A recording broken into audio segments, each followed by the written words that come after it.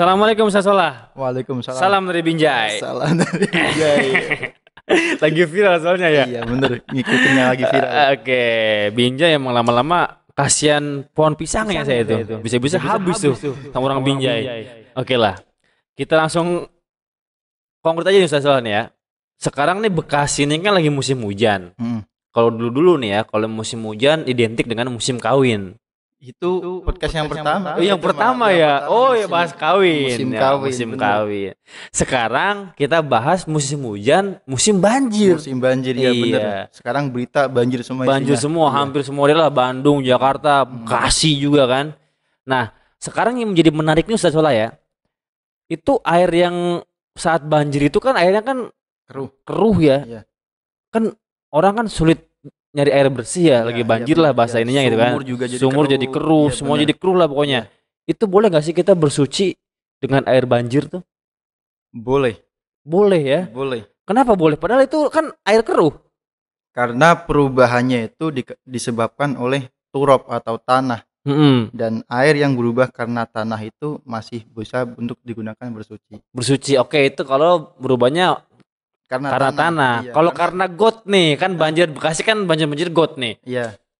Kalau got kan perubahannya biasanya kan coklat ya, keruh coklat gitu. Coklat, kan. ya. Itu tanah biasanya tanah. Tanah ya. Iya. Kalau perubahannya jadi hitam, Kalau dihitam berarti itu got. bukan banjir itu air got ya. Itu got itu Oke. bukan banjir. Tapi pada prinsipnya boleh ya. Boleh.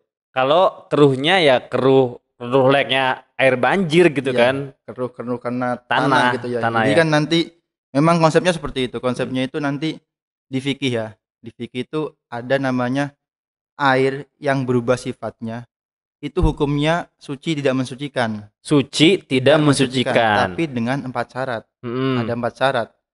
Yang pertama itu berubahnya dengan sesuatu yang suci. Suci, oke. Beda kalau nanti kayak tadi got itu ya, ya maka enggak suci. Kalau ini kalau memang keruhnya gara-gara lumpur atau tanah, karena memang kan identiknya banjir itu setelah nanti banjir surut biasanya kan lumpur banyak. Iya. Nah, itu karena berarti kan menandakan bahwa perubahan airnya karena lumpur.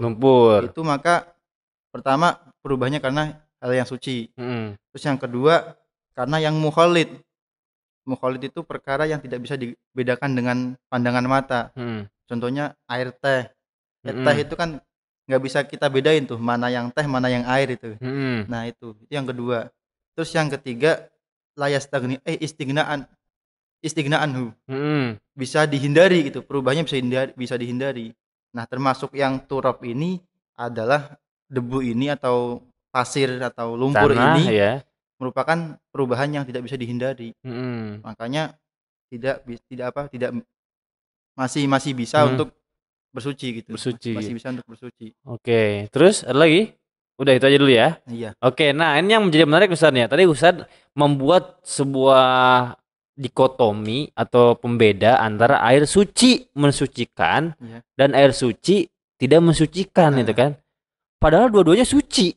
Kenapa ada yang mensucikan dan tidak mensucikan? Kalau air suci mensucikan itu ya bisa digunakan untuk bersuci, bisa untuk wudhu, bisa untuk mandi wajib gitu kan, menghilangkan najis. Tapi kalau suci tidak mensucikan, ya nggak bisa. Paling bisa untuk minum gitu.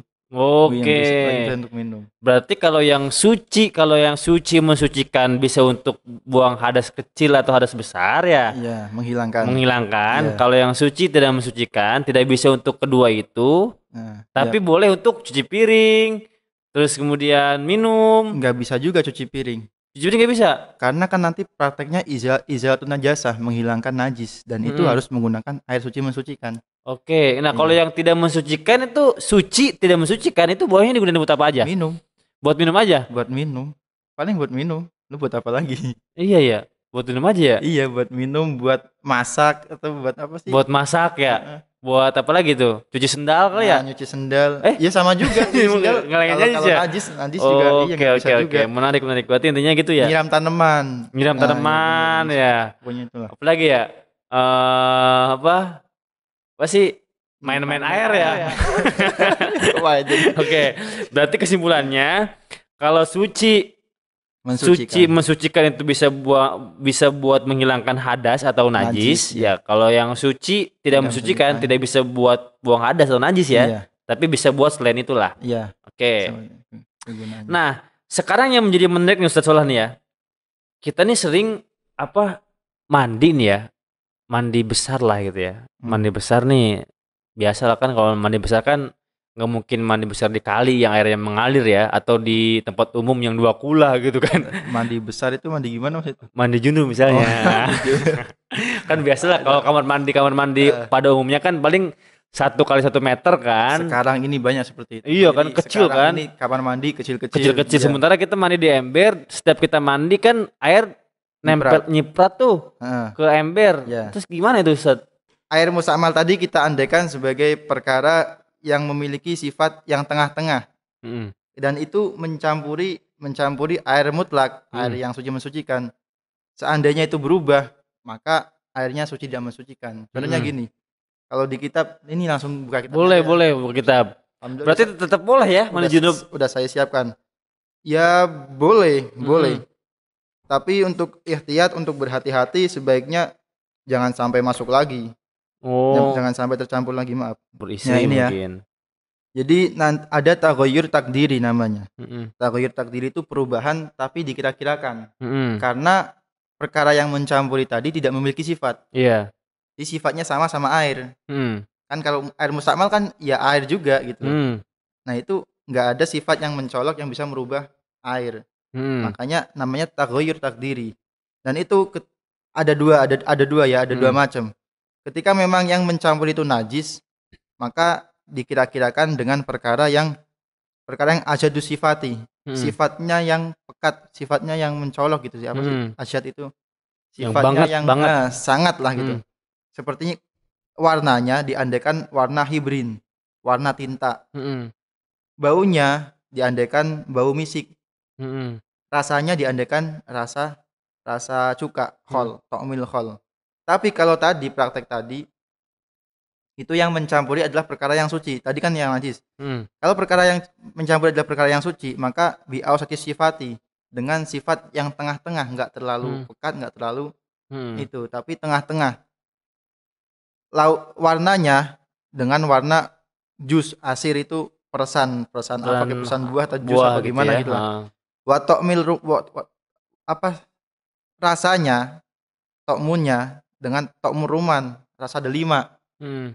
Rihnya, baunya dengan rihul ladzan atau labanid dzakar, susunya orang laki-laki. Ya pokoknya ausati sifat lah, sifatnya tengah-tengah, enggak terlalu pekat, enggak terlalu rendah itu. Jika kok dikira-kirakan, diandaikan bahwa air mustakmal tadi adalah hal-hal tadi, 3 tadi, dan itu bisa merubah warna air, maka airnya dihukumi suci tidak mensucikan. Tapi suci tidak mensucikan. Tapi kalau sebaliknya, kalau diandaikan ternyata tidak merubah airnya, sifat airnya, maka ya tetap suci mensucikan. Tapi tetap ujungnya nanti hal itu mengira-ngirakan perubahan tersebut hukumnya sunnah. Artinya apa? Artinya ketika misal kalaupun kita udah hajar aja pokoknya ada air yang nyiprat ke ember lagi, masuk lagi bekas kita nyiram mandi besar, mandi junub misal, terus nyiprat ke ember, terus kita udahlah nggak usah dikira-kirakan, langsung aja itu tetap boleh ya, karena mengira-ngirakan seperti itu hukumnya sunnah. Oke. Padahal meskipun ya nyepret lah gitu ya. Oke, ini menarik juga nih masalah menghilangkan najis ya. Itu kan salah satu kan tadi kan menghilangkan hadas. Terus kemudian ada juga yang menghilangkan najis, yang mensucikan itu ya. Nah, ada kasus nih Ustaz Solah nih ya, yang menarik nih ya. Ini saya lihat di internet sebenarnya. Jadi kalau kita buang BAB ya, buang air besar kan, ya cebok lah mungkin ya. Beres cebok. Mungkin ya pasti cebok ya. Atau jangan-jangan antum cuma mungkin doang nih. Iya. Enggak gini. Kita bisa searching di Google, ternyata bekas kita cebok itu biasanya aroma kotoran kita itu tidak 100% hilang. Pasti ada aroma-aroma yang ya. Ini benar searching apa pengalaman? Ya pengalaman juga sih. Iya, pengalaman juga ya, karena kan kita tidak semua tempat mandi itu ada sabunnya ya. Maksudnya ada juga tempat mandi yang tidak ada sabun kan. Toilet di mana gitu kan. Iya, gitu kan. Nah, itu gimana tuh Ustaz? Sah enggak itu? Itu namanya halatut ta'asur, keadaan sulit menghilangkan sesuatu gitu. Iya. Ini langsung aja kali ya, daripada bisa biar jelas. Biar jelas. Oke, ada dalilnya itu ya. Berarti ada. pernah terjadi mungkin zaman dulu. Ya mungkin. Oke. Gimana? Ya, pasti ada lah mungkin. Oh iya. Ya. Bentar dulu, sebentar. Wah, nih Ustaz Solan nih referensinya lumayan bagus nih. Ini kitab Takrus Hadidah. Iya, itu gundul ya, nggak ada rokatnya ya. Luar biasa emang guru Darul Fuqaha Indonesia nih ya pemirsa ya. Ini ya, jadi alhamdulillah udah ketemu. Al hukmu fi halti ta'asur. Jadi nanti najis itu ada dua, ada hukmiyah, ada ainiyah. Hukmiyah itu yang nggak ada baunya, nggak ada rasanya, nggak ada warnanya, itu hukmiyah. Ya udah bekas aja gitu. Iya. Kan karena najis itu nggak, perkara yang terkena najis nggak akan pernah suci kecuali dengan air. Walaupun udah hilang bentuknya, udah hilang ainnya. Iya. Selama belum terkena air, maka masih najis. Oke, kalau disapu doang disapu tetap najis ya. Bahkan pakai alkohol, misal pakai alkohol udah steril nih misal. Iya. Dari kuman steril, tapi selama belum terkena air maka masih najis. Iya, kita sering pakai hand sanitizer tuh. Hand sanitizer apalagi gitu kan. Iya. Terus gimana Ustaz tadi? Nah, gitu kan. Ada juga yang namanya ainiyah, yang ada baunya atau rasanya atau warnanya. Iya. Nah, tadi kan artinya apa namanya? Tadi praktek setelah BAB ternyata masih ada baunya. Artinya itu bisa kita golongkan sebagai ainiyah. Tapi perlu digarisbawahi, ini ternyata bukan kok, ini terjadi setelah adanya usaha untuk menghilangkan. Iya, ada usaha kan? Ada usaha menghilangkan. Air, artinya masuk ke hukmu fi hali ta'asur, ketika susah untuk menghilangkan najis. Itu ada perincian. Panang duru. Nomor 1, in baqiyal launu faqat aurihu faqat hakamna bitohatil mahali. Jika memang najis terus disucikan susah, tersisa warnanya saja atau baunya saja, maka kita hukumi dengan toharatul mahal, tempatnya suci. Tempatnya suci, kita hukumi suci. Tapi nomor 2, in baqiyal launu warihu ma'an awit ta'mu wahdahu wajaba ziyadatul ghasalati hatta tazula mal isti'anati bin hawi sobun. Tapi jika masih tersisa dari najis tadi setelah kita hilangkan, tersisa warna dan bau, atau warna dan warna dan bau, iya, warna dan bau. Jadi dua ya, warna dan bau, ataupun cuma rasa saja.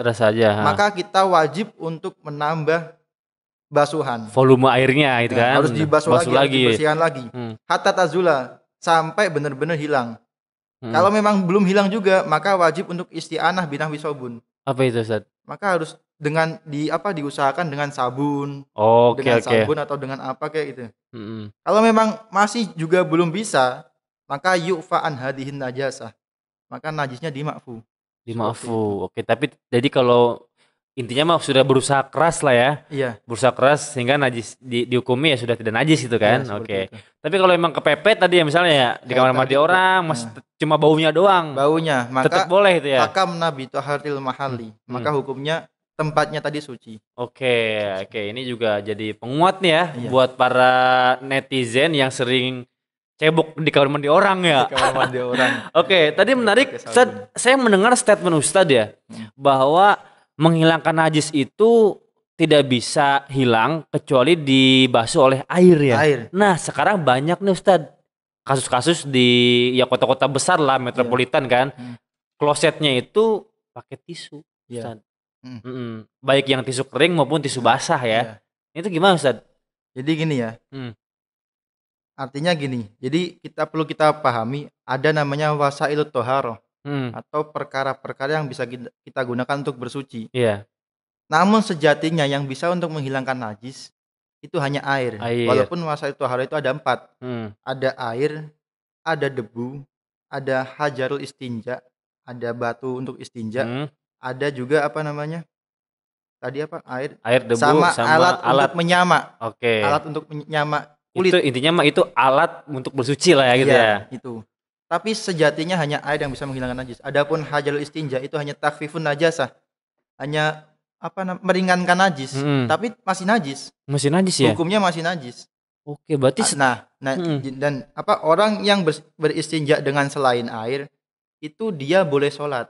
Tapi boleh sholat. Boleh sholat di ma'fu. Bekas istinjanya, bekas ceboknya yang selain pakai air itu di ma'fu. Akan tetapi ma'fu li nafsihi. Untuk dirinya sendiri dia boleh sholat. Tapi seandainya misal ada orang sholat, terus dia menggendong orang yang istinja dengan batu. Sama gitu ya. Ya, ada orang istinja dengan batu terus dia gendong. Maka hukum sholatnya nggak sah. Nggak sah. Karena dia itu hanya ma'fu li nafsihi. Ya. Untuk orang lain nggak bisa. Tapi kalau dia jadi imam, boleh. Boleh ya, karena maksudnya gini kan, kalau buat dirinya ya. Kalau dia menggendong orang yang istinja dengan tisu atau batu, artinya kan dia membawa najis itu. Dia membawa najis jatuhnya ya. Batalnya di situnya. Oke. Karena nggak dimaafu bagi orang lain. Seperti menarik Ustaz nih, Ustaz. Sebenarnya masalah air ini banyak kasus nih Ustaz ya. Contohnya misal air yang biasa kita sebut air 2 kulah ya. Ya kan itu kan air 2 kulah kan besar tuh. Pertama yang ingin saya tanyakan adalah ukuran air 2 kulah itu seberapa sih Ustaz? Karena kan itu yang dianggap bahwa air 2 kulah itu bisa terbebas dari najis ya. Dalam artian bisa dikobok-kobok lah buat wudu gitu kan. Nah itu air 2 kulah itu seperti apa, dan ketika bersuci dengan air seember tuh gimana caranya gitu? Jadi gini ya, air 2 kolah itu kalau di takrirat, karena takrirat ini adalah kontemporer, maksudnya udah mainstream lah ya. Udah zaman sekarang lah. Jadi ada namanya ukuran liter. Kalau biasanya di kitab-kitab yang turos yang itu biasanya pakainya ukuran liter Baghdad, liter ini Arab itu enggak mainstream itu. Kalau sekarang kan nah ini kalau liter sekarang itu wabil makayisi al hadisati 217 liter takriban. 217 liter. Jadi ukuran 2 kolah itu 217 liter. Menurut kitab Takrirat Sadida. Oke. Itu volume airnya 217 liter. Lumayan banyak ya. Kalau ukuran kolamnya berapa kira-kira ya? Nah, ini kalau kolam, jadi ini kan liternya ya. Ini liternya dengan timbangannya. Nah, kalau kita ukurnya dengan ukuran volume, kita lihat. Kalau memang ini pakai kitab lagi aja ya. Oke, boleh. Iya, harus pakai kitab. Maaf, tim, coba ada yang bisa ngambilkan kitab? Jadi. Oh, ada di sini. Oke. Kitabnya memang banyak soalnya ya. Oke, kalau tadi ngomongin jumlah volume airnya, sekarang ukuran kolam ya. Iya. Gimana tuh biar kita bisa bangun lah kolam 2 kulah. Jadi gini. Kolam maka kan ya wabayanu migdari hima bil misahati antakula idza kana mahalluhuma murabba'an fadhabituhu ayyakuna dira'an wa rub'an bidra'il adami tulan wa ardon wa umukon. Jadi jika wadah airnya, kamar mandinya itu bentuknya murabba, persegi ya. Maka baik panjang, dalam, lebarnya adalah 1 diro 1/4. 1 diro itu segini. Dari ujung jari sampai sikut itu 1 diro. 1 diro 1/4 diro. Berarti 1 diro kan 50 cm nih. 60-an. Iya 60 ya. Misal 60-an. Terus 1/4 jadi 60. Seperempatnya. 60 berapa itu? 1/4 60. Berarti 1/4-nya 60 ya 20. Iya. Berarti 1/3 ya? 1/3 itu mah. 1/4-nya ya 12-an lah itu ya. Berarti kira-kira berapa senti? 70-an. Biar para pemirsa bisa langsung bangun di rumahnya ya, biar aman ya. Segini. Satu diro nih tambah 1/4-nya. 1 2 3. Seginilah tambah segini lagi. Tambah segini. Iya. Berarti kan 1 diro berapa senti? 60-an, sekitar 60. Bukan 50 ya? 2 jengkal. 1 diro itu biasanya 2 jengkal. Oh 2 iya. jengkal. Nah, berarti 1/4 jengkal lagi. Oke, iya, berarti 1 jengkalnya dibagi 2 aja ya. Berarti bener. Sekitar 70 cm. Mungkin lah ya, sekitar segitulah ya. Dihitung aja. Dihitung aja. Ini persegi itu ya semuanya harus 70 cm ya, kedalamannya, baik panjang, lebar, ardon, tulan atau umukon. Baik dalamnya, lebarnya, panjangnya. Oke. Itu kalau murabba ya, kalau persegi ya. Nah, kalau yang enggak persegi. Nanti ada lagi idza kana mahalluhuma mudawwaron. Tabung. Tabung itu. Kafamil bi'ri, seperti bentuk bentuk sumur. Maka fadhabituhu ayyakuna dira'an wa ardon wa dira'aini diro'an ardon wa diro'aini wa nisfan umukon. Panjangnya atau lebarnya itu 1 diro. 1 diro 70 cm. Jari-jarinya berarti apa? Diameternya 1 diro. 10 cm. Dalamnya itu 2 diro setengah. 2 diro setengah berarti 140 tambah setengahnya. Setengah diro berarti 70 bagi 2 kan 35. 140 tambah 60, 35. 30 tadi kan. 1 diro kan 60 cm. Setengahnya berarti kan 30 cm. 30 cm. 140 tambah 150 tambah 30 berarti 180. 180. Tambah 30, 170. 150 tambah 30. Kan 70 cm tadi kan? Oh iya, 70 cm 140.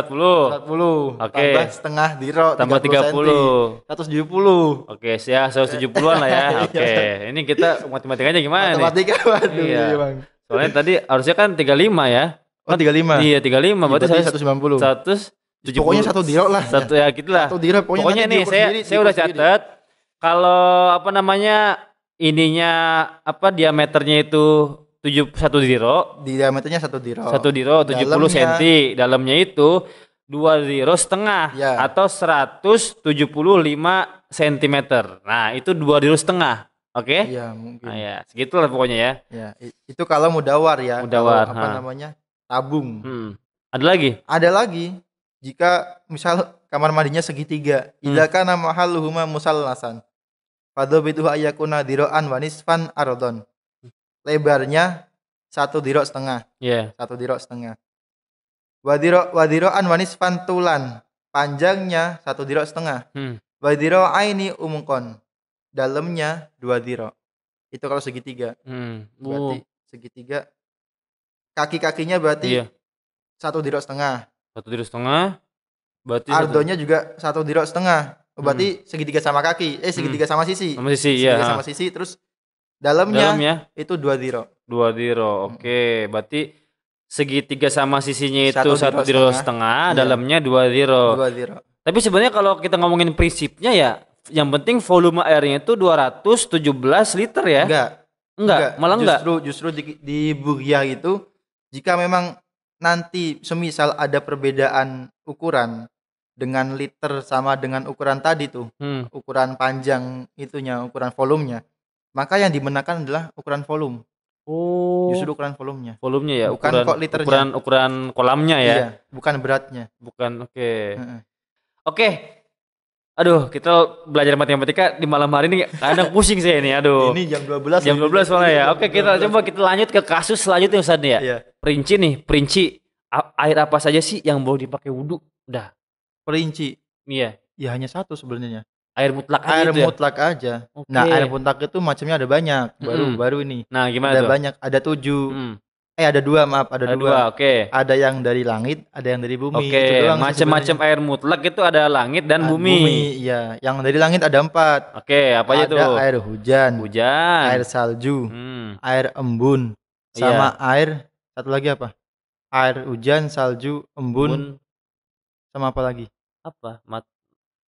Dari langit kan? Dari langit ya? Dari langit apa ya? Salju, air, embun. Sama dari langit bidadari biasanya. Turun dari langit. Ini pokoknya gini ya. Oke, coba gimana coba? Ada kitabnya enggak? Ada kitabnya enggak? Ada lah, ada. Ada, cuma iya, tapi kayaknya udah sekalian aja langsung sekalian aja ya. Ini kadang nanti salah gitu ya. Karena emang saya ingetnya maaf. Jadi yang dari langit 3, yang dari bumi baru 4. Oke, kebalik ya. Dicari enggak ketemu. Soalnya Ustaz, soalnya jomblo. Jadi yang ada di pikiran itu dari langit bidadari ya. Oke, lanjut. Kenapa sampai ke bidadari? Oke, turun dari langit kan? Oke, dari air mutlak itu ada 2. Ada 2. Air dari langit sama dari bumi. Ya, ditinjau dari tempat asalnya ada dari langit dan dari bumi.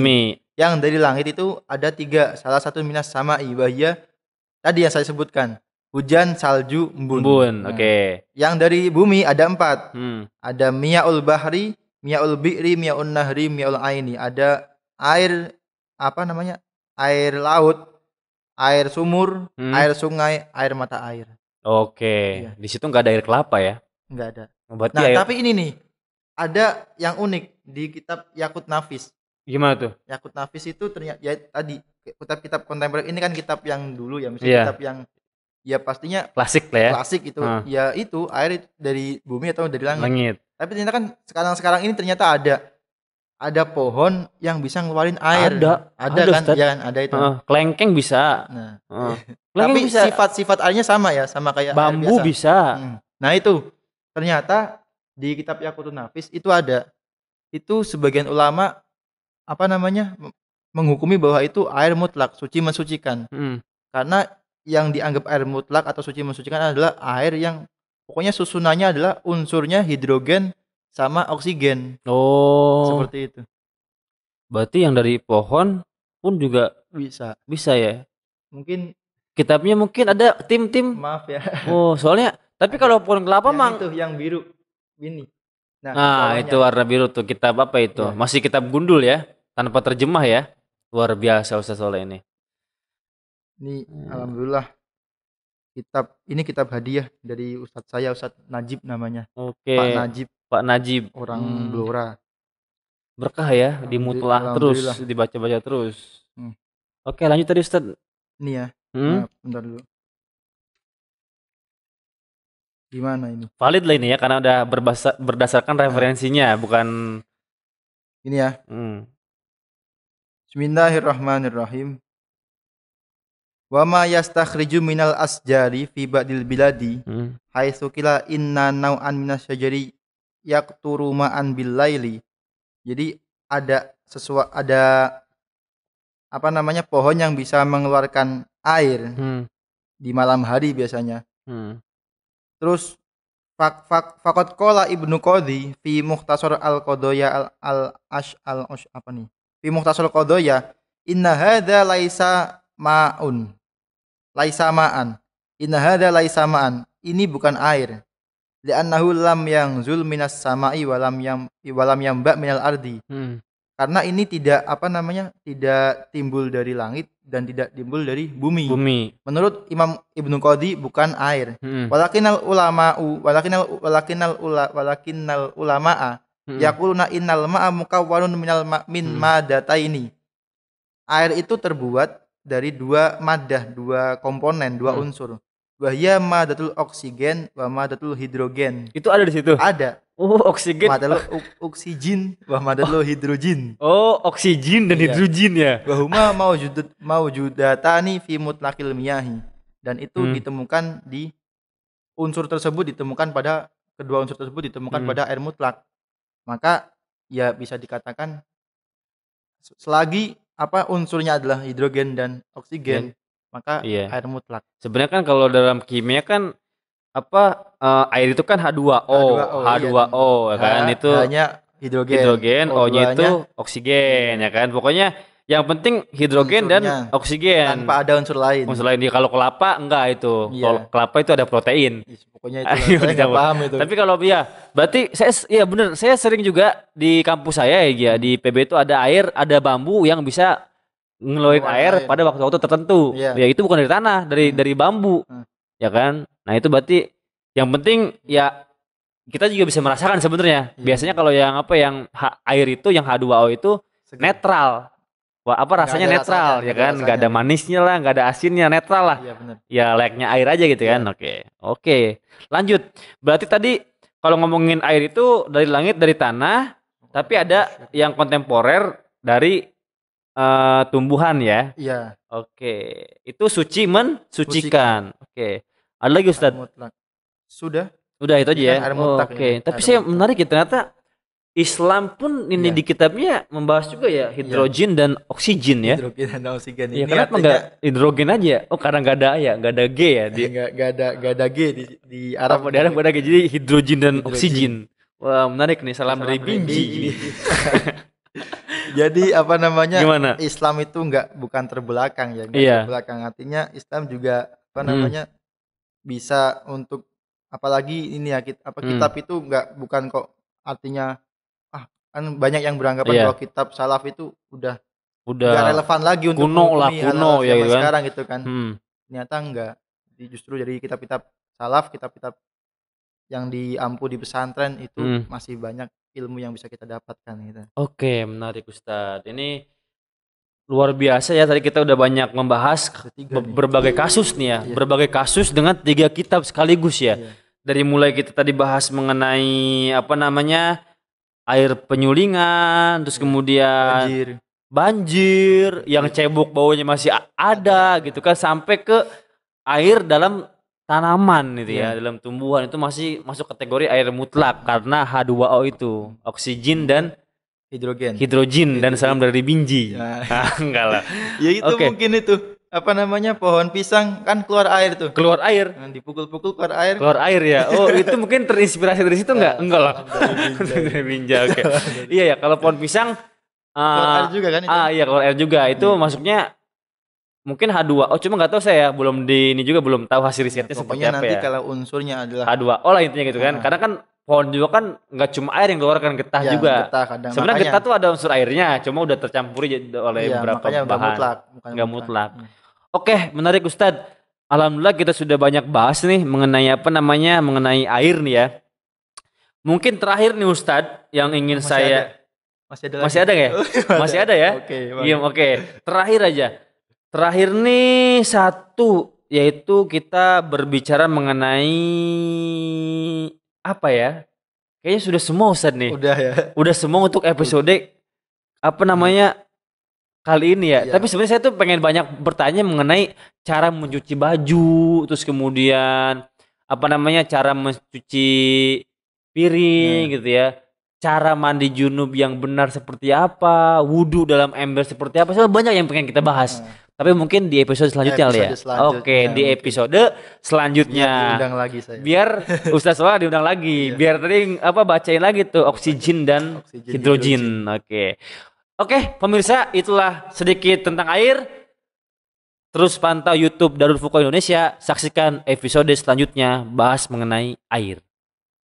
Assalamualaikum warahmatullahi wabarakatuh. Waalaikumsalam warahmatullahi wabarakatuh.